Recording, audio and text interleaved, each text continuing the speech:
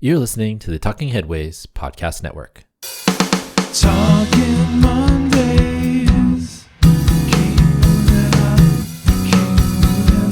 Talking Mondays. Keep moving on. Keep moving on.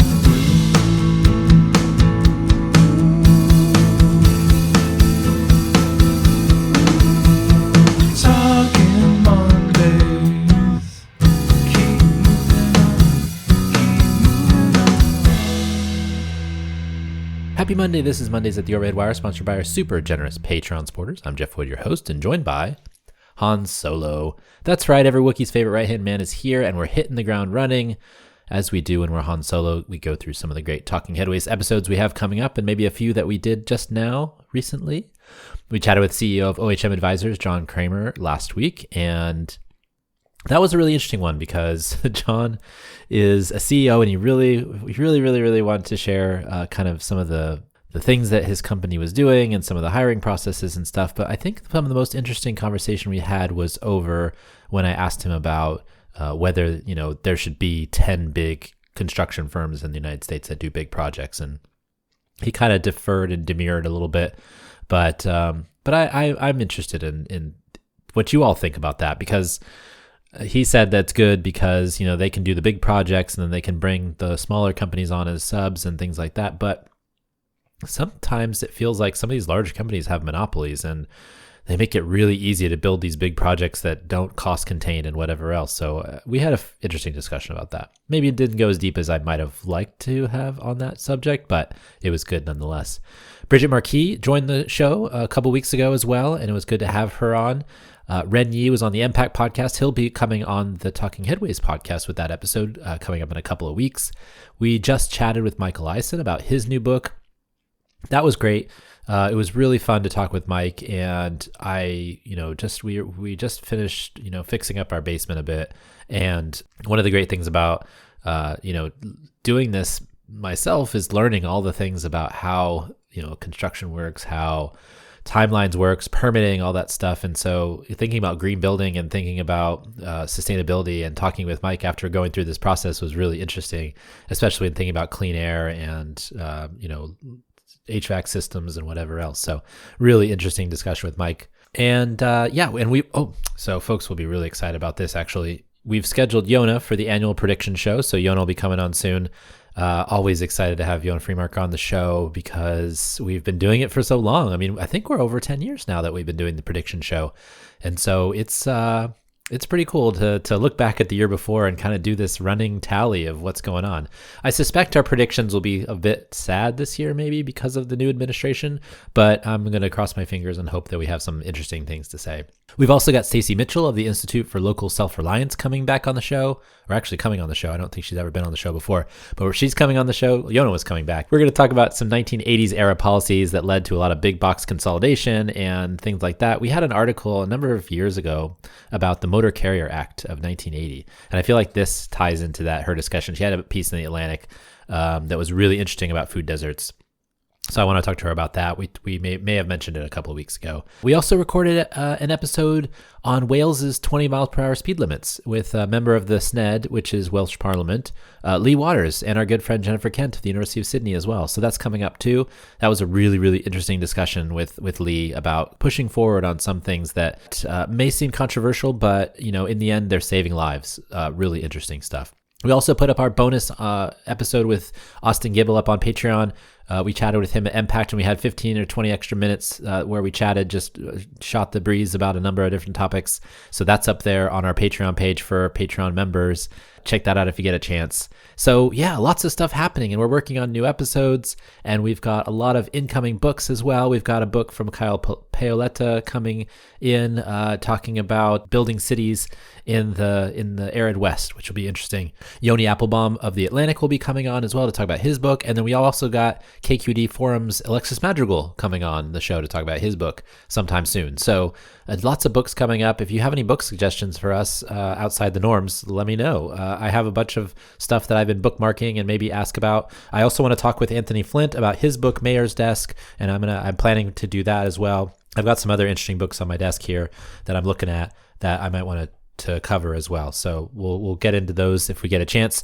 I do find that the book episodes are a little tough, not from like an interview standpoint, but just having to read the whole book, which I do. I read the whole book because I think it's really important to actually read the book before you talk to an author about it. And actually, it's really fun because at the end of the episode, usually we're chatting and they're like, you know what, I really appreciate that you read this book before talking to me about it. And it's always some great conversations, and I really appreciate that. I love reading books, and I love that this is a chance for me to read books because otherwise I promise I probably really wouldn't. I love books and I love to read, but I just, we all have time constraints. And so this forces me to do it. It makes me sit down and read these books, and I love it because it broadens my mind, and I really appreciate that. Well, thanks to everybody who ordered bus and bike scarves in the last few weeks. If you'd like to order one, just head on over to theoverheadwire.com. I've heard a couple of them will be making it maybe to the Ray Delahunty, City Nerd, and War on Cars podcast live show. So look out for those there if you guys are going to the show. We also are out of the bike knit scarves, and I've had such an overwhelming support for folks who want to get the bike knit scarves back. So we're going to make an order of that soon because just really seriously, just people like, I want one. So I have a list of folks who have reached out, and then we'll order some, and then I'll recontact you and we'll get those out and we'll start selling those again. And as I said before, I want to design a new one too. So we have the bus scarf, we have the bike scarf, and maybe we'll have a train scarf or a walking scarf or something along those lines. But we're working on it. And as we always note, we love to thank everybody for supporting the show on Patreon, patreon.com/theoverheadwire.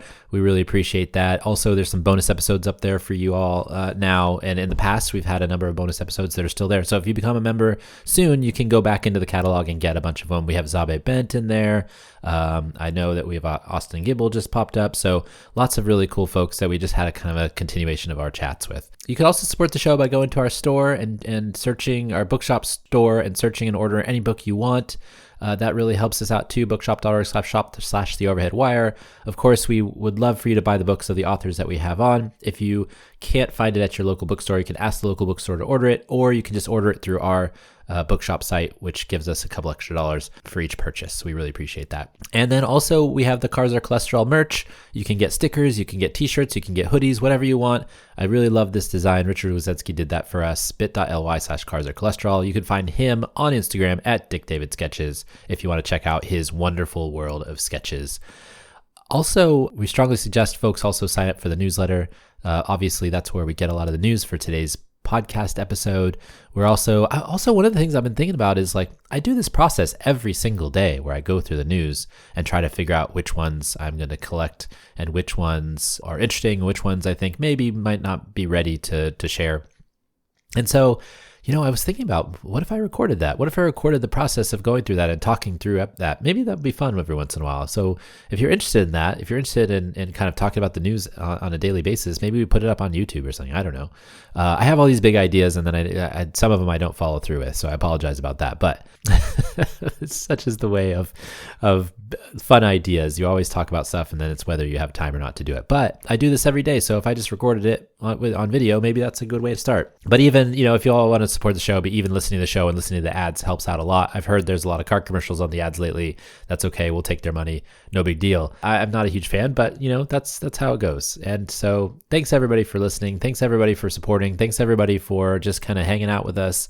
We really appreciate that. And I promise soon we'll have some guests on.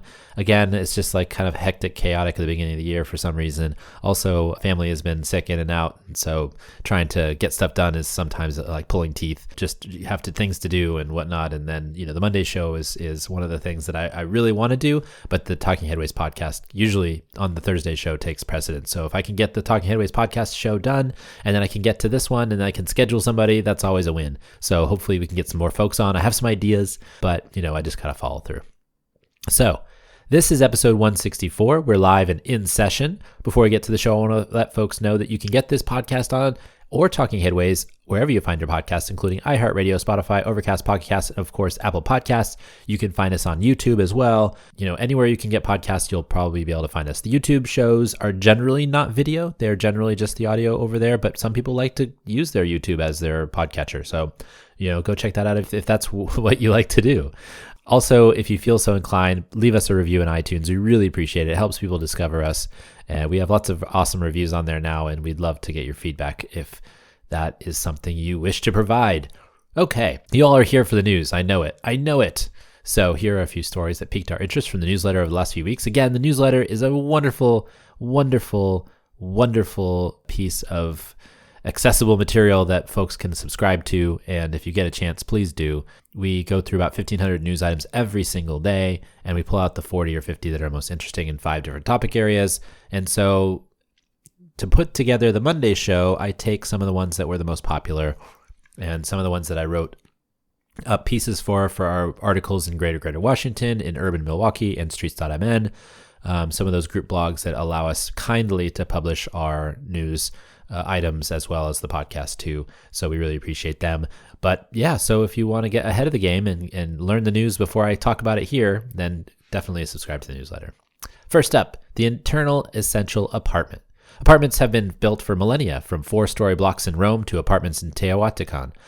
History shows these buildings have made it easier for people to live in cities and contribute to urban vibrancy. Today, apartments are seen as a key solution to rethinking cities and addressing the climate crisis. This was by Ashley Gardini and JSTOR Daily. So yeah, the apartment complex, the apartment block, the apartments that everyone has lived in at some point in their life. Really interesting to think about how long apartments have been a thing. And since probably before Rome, the big cities that existed, that's just something that, has come with us through time. And so I'm really, really interested to understand where the first apartment was. Maybe somewhere back 4,000 years ago, somebody built an apartment building in some stone cliffs or something along those lines. I know at Mesa Verde and places like that, they have kind of apartments. So yeah, it's interesting to think about the apartment complex as a built form over that long a time period. Where the wildfire ends. The urban wildfires in Los Angeles, driven by hurricane speed Santa Ana winds, should be seen not as traditional forest fires, but as conflagrations fueled by buildings. Our understanding of the fires could help us figure out sustainable ways to rebuild and how to avoid future disasters that are likely to be more frequent with the conditions created by climate change. This was from articles by Henry Grabar in Slate and Thomas Kerwin in the LA Times.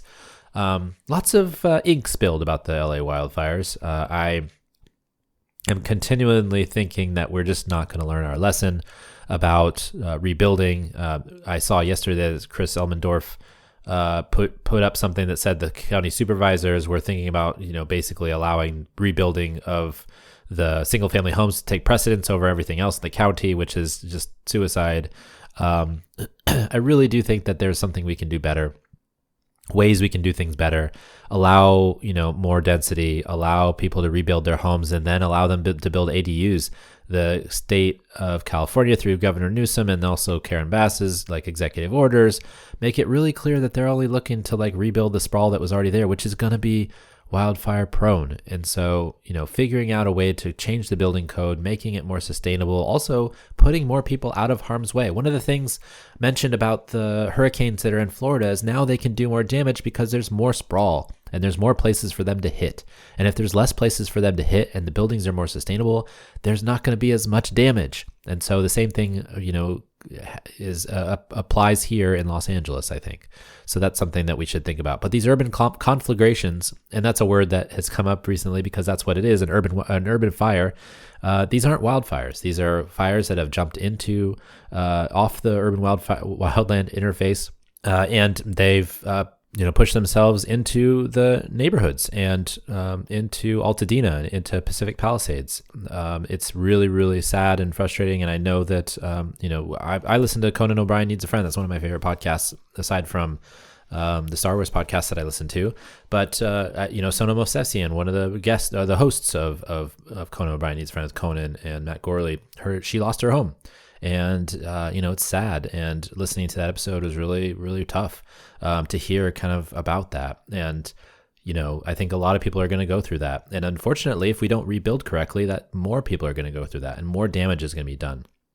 And there's a whole host of other issues that are coming up as well with fire insurance, FEMA, et cetera, that are, kind of scary as well. So there's going to be a whole discussion about this coming up. And I hope Los Angeles and I hope California does the right thing going forward and decides that building more sustainably, building denser, building with sustainability and, climate change in mind is something that they want to do to keep this from happening again and again and again.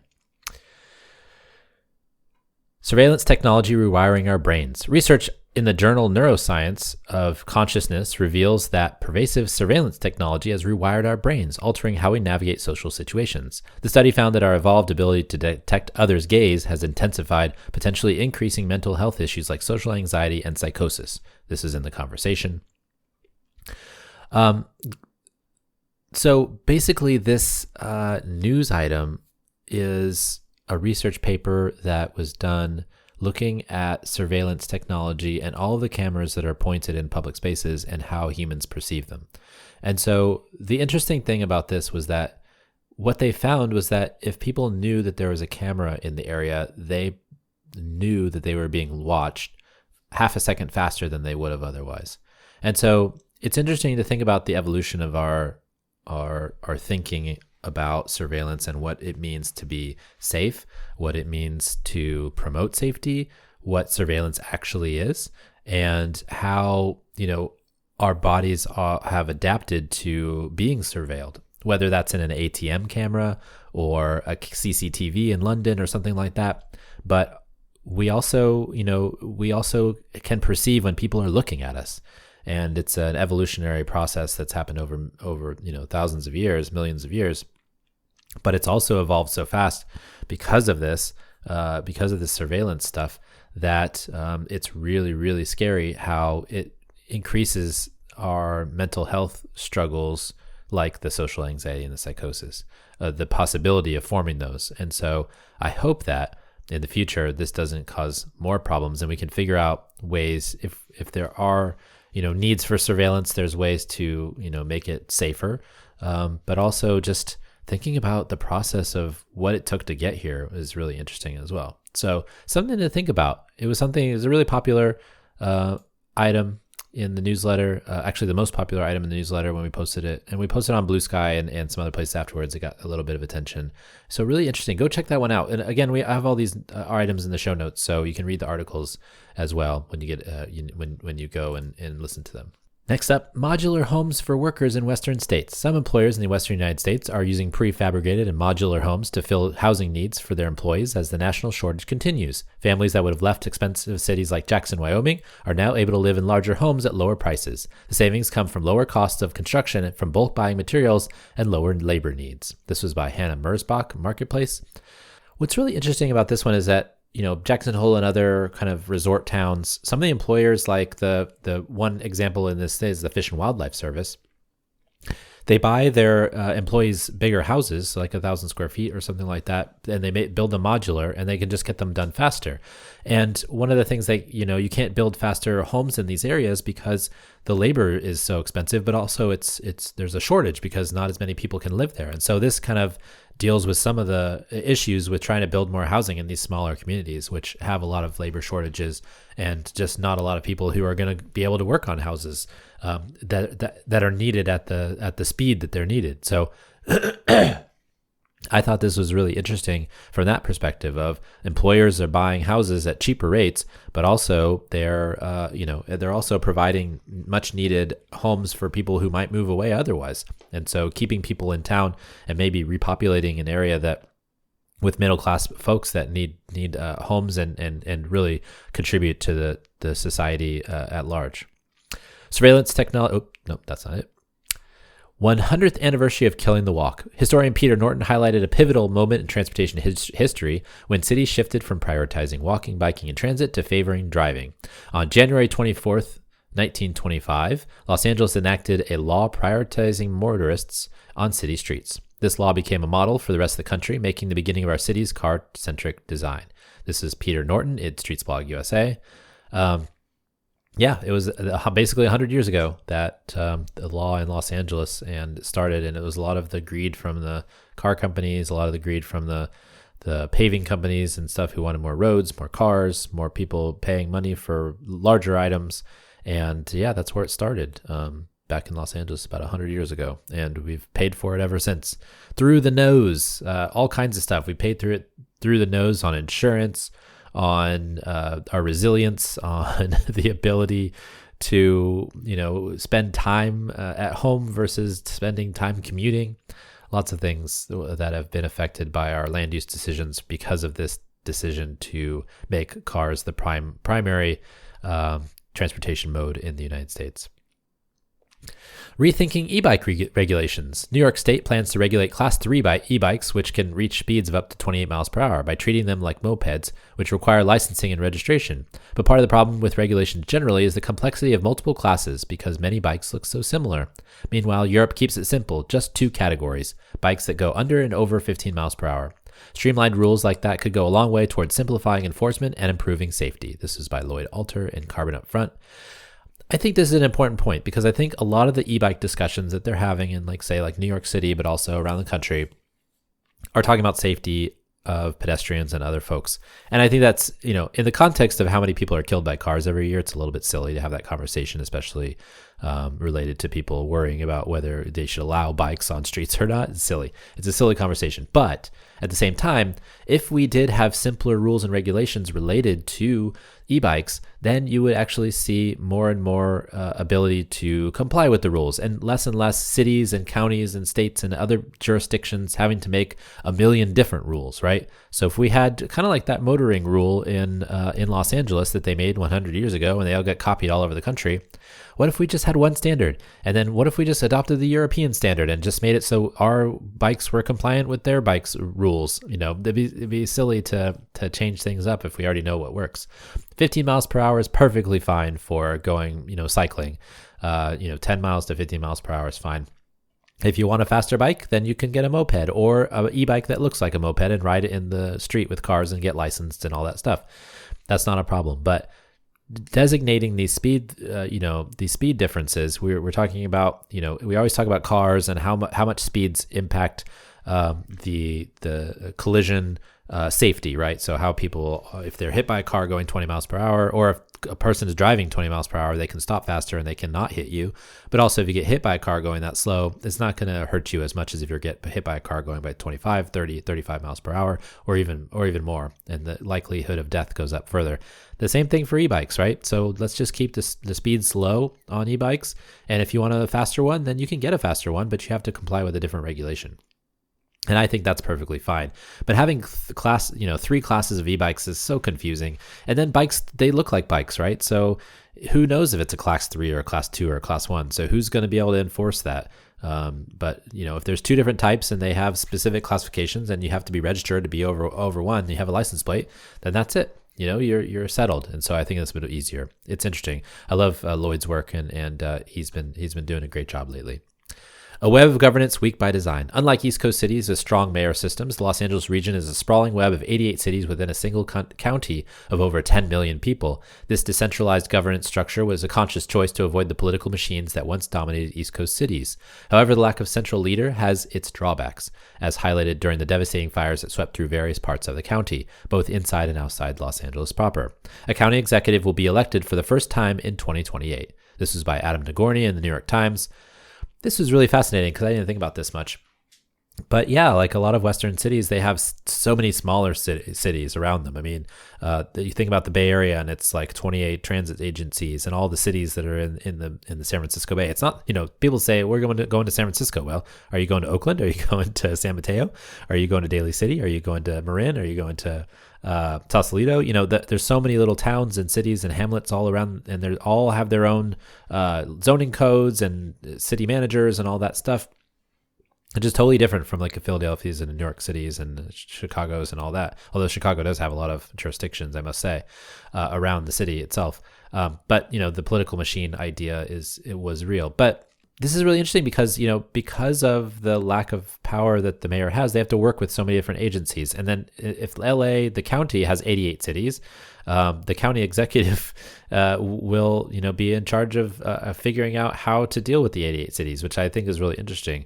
I had no idea that this was going to happen, and I guess I wasn't paying that close attention, but apparently there's going to be a new thing. And I imagine that being the county executive will be a very powerful position, and also more powerful than, say, the city of Los Angeles mayor, which doesn't control as much land as, say, the county of Los Angeles, which is, like they said, 10 million people. So it's interesting to see how that would help the resilience efforts, or would help climate change efforts, if that person that is elected to that office is, climate forward. The next big thing in low-cost housing, Washington State moved forward with regulations to allow accessory dwelling units, ADUs, as part of a package of reforms to alleviate the housing shortage in 2024. But a new building type, the mobile dwelling unit, or MDU, sometimes referred to as tiny homes on wheels, could be the next, and the new bill would legalize them in the state. MDUs can coexist on properties and with other homes and be built faster and with lower costs than conventional homes or even ADUs. This was by Sightline Institute. So the interesting thing about this one is that you could build a lot, like that modular home thing we were talking about earlier, Jackson. You can build a lot of homes. You could build a lot of homes on wheels, and then you can wheel them wherever they need to go. So you could just put them off on an assembly line. So think about like housing. There's an article recently about how housing is basically a bespoke trade, right? Every house is different. Every house on every land and every zoning code is different. But the manufactured housing has a code that's standard in the United States. And so if you could build these tiny homes on wheels and then wheel them everywhere and put them anywhere if they need it for short terms, long terms, or whatever, you could have a real helpful, housing, boom on your hand. And if people could have them on their properties for a little bit of time at a time, or park them out back or whatever it is. But I think that's really fascinating to think about it that way. Think about tiny homes as like an assembly line product that you just buy a bunch of tiny homes and then send them around the country like you would cars. I think that's an interesting way to look at housing production and might be the way of the future. Who knows? So that's the end of our main items. Here are the bonus items. These are ones that didn't get as much attention from readers, but I still thought they were interesting. And I thought you might find that they were interesting as well. Or maybe not. Maybe you don't think they're that interesting and you just want to skip to the end. But hopefully you're sticking with us. To pay for transit service in the Montreal area, the regional organizations that represent cities have hiked car registration fees by $150 per year.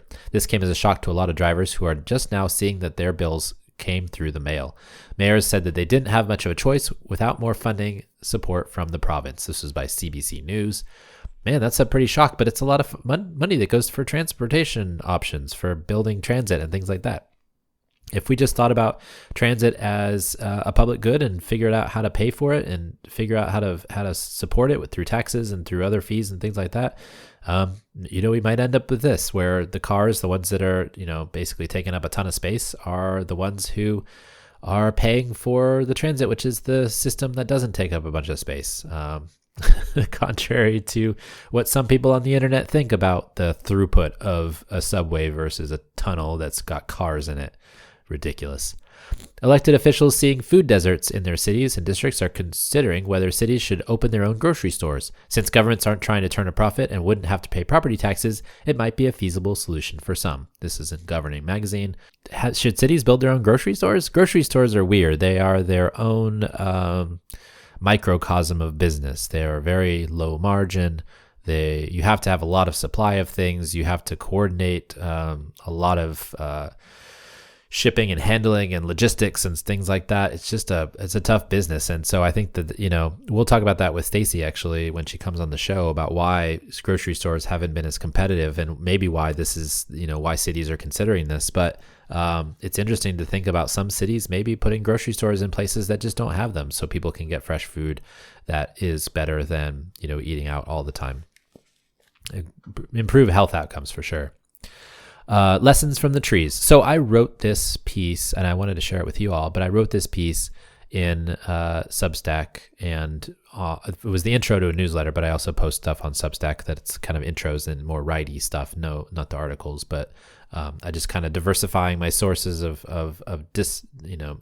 dispersal. But this is about the fires, and I referenced this earlier, but I think it's something that I wrote down that I'm really kind of proud of writing this piece. So it's not really long, but I thought that you all might be interested in it. Two everlasting symbols of California are the sequoia and the redwood tree. People know the giants from popular culture and national parks, but the trees, which are not the same species but related, should also be seen as examples of the ultimate in evolutionary sustainability. The earliest known sequoia fossil is from more than 200 million years ago, and the trees have evolved to drink water from the air and regenerate from the stumps of dead trees. The most impressive fact about these trees is that they use fire to reseed areas underneath their canopies. Unfortunately, recent high-temperature fires have damaged seeds beyond the ability to germinate, but the feat still remains as an important result of their evolutionary process. Jeff, why are you talking about the trees? Because we could learn something from them. With the fires happening in Los Angeles, I immediately thought of redwood and sequoia trees and how they come back after fires. As one tree falls, several are likely to rise up in their place, which makes yesterday's orders from Governor Gavin Newsom and Mayor Karen Bass all the more disheartening.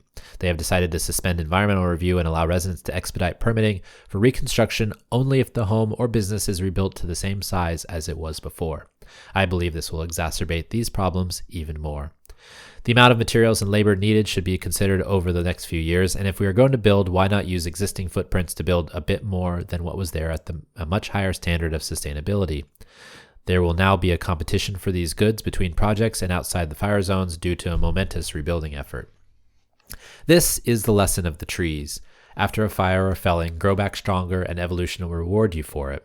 Become more sustainable, drink from the air and cleanse it. These trees have survived this long and ultimately were pushed into California more than 2 million years ago. I hope 5,000 years of humans isn't their undoing and ours. Next up, initial data from the first few weeks of decongestion pricing in New York show that the program has reduced traffic and travel times in the city. Traffic is down 7.5% coming into the city, and travel times are faster for drivers by 34%. This is in Streetsblog New York City. Wins for the congestion pricing. Less cars, more travel, good. People walking. I don't know why we didn't do this before. All of us that are listening to this podcast have no idea why they didn't do this before. We have an idea, but you know what I mean. We're like, why aren't you doing this? It makes sense. And finally, the CEO of Walgreens is admitting that perhaps locking everything in stores up to curtail theft has reduced the willingness of people to buy products in their stores, resulting in less sales. Duh. Some companies are considering different solutions that still deter shoplifting. Huffpost. Yeah, so they're thinking about other ways to do it. Maybe they put them behind glass, but then you can have an app. And so if you scan the QR code, you can open it, or if you, there's maybe other ways to do it. That's a lot of privacy issues that I think they're going to get themselves into. But, why not just, not have stuff behind glass in some of these stores? It seems silly. You gotta press a button just to get like some hemorrhoid cream or whatever. People are going to be embarrassed sometimes about some of the purchases they make. I guess it's bad enough that they go to the checkout counter, but having to ask somebody to come and help them get it out. Some of these things I think are frustrating for folks to have to do that. So obviously they're not selling as much, and they should have known that. And they blame a lot of it on shoplifting, but some of it's their own problem, and they've admitted that. So there's a little bit of overreaction there, I think, from some of these CEOs and some of these companies. General Motors and its subsidiary OnStar allegedly collected, used, and sold millions of drivers' precise locations and driving habits without obtaining consent. The company has agreed with the Federal Trade Commission on a 5-year ban on selling the data. This was in Reuters. They shouldn't be able to sell your data unless you ask them to. And if one of the things I think that Estonia and some other countries around the world have done is they give people the power over their data. And yeah, your data individually isn't as much as the collective data as all of Facebook, but maybe they should pay you for your data. If they're going to make money off of it, it's your data. You're the person walking around and moving around and stuff. You're the one driving around in these OnStar cars. So maybe, just maybe, you should be able to give them consent to use your data. And then maybe, just maybe, they shouldn't be allowed just to sell it without your consent. It seems ridiculous that they even made a 5-year ban. Why not make an all-year ban unless you have permission? I know it sucks for a lot of data collectors. I know that we've been talking about, we use data to look at like the downtown recoveries and use cell phone data and stuff like that. And I think that's really interesting in a disaggregated way. But also I wish that, we had the opportunity to have a lockdown on where our data goes and what it's used for. All this data, you aren't using the product, you are the product, from a famous saying about social media.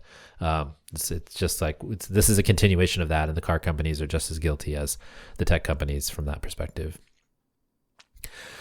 Local governments that rely on property taxes are at greater risk of revenue shocks if climate change increases events in severity. And increasingly, finance systems so heavily reliant on housing markets are also a source of injustice. Reforming these systems to be more resilient could also open a path towards more equitable outcomes as well. Property taxes, if you have a situation like you have in LA where a whole neighborhood is wiped out, that's all that property tax wiped out because nothing exists there until you rebuild it. And so, and also the backfilling for the insurance and all that stuff, you're going to fight fire, you fight fire with fire here. You're going to have a real tough time on your hands if this continues to happen and all these properties are damaged and all these these property taxes get wiped out. And so that's the main source of revenue for a lot of, states and cities and counties and stuff is property tax. I think a lot of stuff building that's kind of culminating in the climate change, era with insurance rates, property taxes. A lot of these impacts are going to come together in this really wicked financial storm, and I think that we're seeing research even showing that like 50% to 90, to plus percent of the market could get wiped out by 2070, 2080 because of these huge climate events, these huge events like the fires or like hurricanes or things like that, where stuff gets wiped out, and then all of the revenue and that's generated from those properties and everything else gets wiped out as well. This is where I'm talking about where our resilience is really low at the moment. We've built all these sprawling developments around the country and around the world, and it continues to, get bigger and bigger and go further out and further out. And unless they're closer together, the less safe, they have more ability to just get destroyed. And it causes a lot of other issues. It causes us to drive further. It opens us up to risk. It creates these property tax issues. We have tons of things that are unresolved because of the way that we've built properties in the United States. It's going to come to home to roost soon, I think. And, from all of these shocks and things. Funding that would have gone to the Apollo moon base in the 1960s was eventually appropriated to LBJ's Great Society projects. These projects included the construction of major subways in San Francisco's Washington, D.C. and Atlanta, as well as the precursor to high-speed rail service on the Northeast Corridor. This was in Jalopnik. They were talking about building a moon base, and instead of spending billions and billions of dollars on a moon base, they decided to build it on the subway systems that have still really great impacts to this day. I don't know if a moon base would have been beneficial. I guess it depends on how, what would have come from a moon base. I don't know, but I think that the transit was probably a better investment. And why not just do a moon base instead of defense spending that we've built, like all these $35 billion jets and stuff like that? Why not just spend it on a moon base instead? That might be more beneficial. Use it for research. Look at zero gravity, chloroform something bacteria that can take out climate change. I don't know. But anyways, I think there's a benefit to the investments that they did make instead of that moon base. A loophole in housing regulations in Berlin allows landlords to hike rents on properties if they are furnished and quote-unquote temporary. This has led to cottage industry of venture capital firms and other rent seekers exploiting the loophole and driving rents up in a city once known for its affordability. This is in The Guardian. And finally, in Austin, rents have been dropping over the last 2 years due to a massive amount of apartment construction in the region. Between 2021 and 2023, builders obtained permits for 957 apartments per 100,000 residents. The next closest city, San Antonio, was just 346 apartments per 100,000 residents. This has been the Texas Tribune. Okay, well, this week and every week, I want to thank our generous Patreon supporters. You guys are awesome and keep the show going by listening and supporting each month. This show and Talking Headways really wouldn't be here without you, for sure, for real. They wouldn't be here without you supporting on Patreon. We appreciate it. And you can support the show by going to patreon.com/theoverheadwire. We've had people sign up all over the last year and last month. We appreciate that. During the pandemic was awesome. People really supported the show. You can do so for $2 a month. Get some stickers and a handwritten note and a really cool train station stamp. $10 a month will get you one of our bus-only scarves. Thank you very much for supporting the show. I really do appreciate it, and it's awesome that we get to keep doing this every single week. I appreciate that. Also, Town Planning and Practice, Raymond Unwin's 1909 classic, raymondunwin.com. Go and get your podcast version of that. Listener questions and comments. We don't have any questions or comments this week. We had a flurry of them in December, but haven't had so many lately. If you have any, let me know. I get, well, that's not true. I get people sending emails in, making suggestions for the show. I appreciate that. Making comments and things like that. Enjoy the show. I really appreciate this, that, and the other thing. So it's not that I'm not getting listener questions and comments. It's just not the ones that I would read out on the air, or people ask me not to read them out on the air, which is totally fine too. Send emails if you want. Plus or minus, whatever it may be. But if you have any questions, shoot them over to theoverheadwire@gmail.com, or find my email address on my website. There's another one there too. Puppies and Butterflies is the part of the show where we talk about something fun, interesting, or maybe it just didn't fit in the other sections. You know what? Chinese New Year is coming up in the next couple of days. I think it's Chinese New Year Eve in China at the moment, as well as Lunar New Year across Asia. It's really super fun time of the year for our family specifically as well. I highly recommend going to check out local festivities or checking out what some of the customs are for the celebration. Before I met my wife, I did the Chinese New Year treasure hunt here in San Francisco every year. I did it for like 15 years with my friend Tim Halber and some of friends.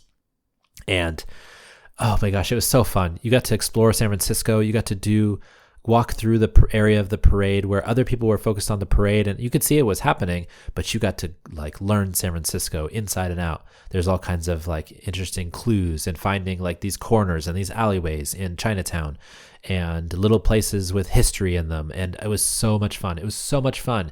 And I can, basically attribute all that to Chinese New Year and the celebration that ensues because of it.